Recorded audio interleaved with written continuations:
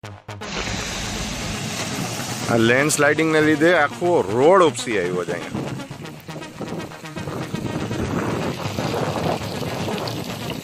અને એને લીધે જો આ ગાડી અહીંયા ભટકાણી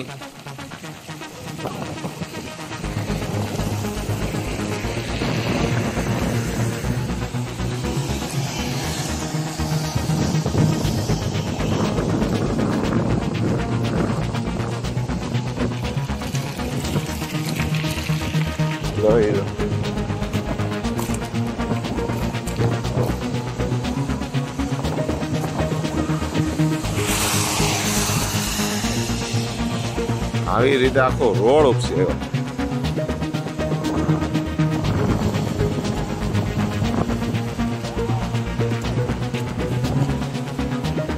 અત્યારે અહીંયા એરપોર્ટ પાસે છે આ જગ્યા.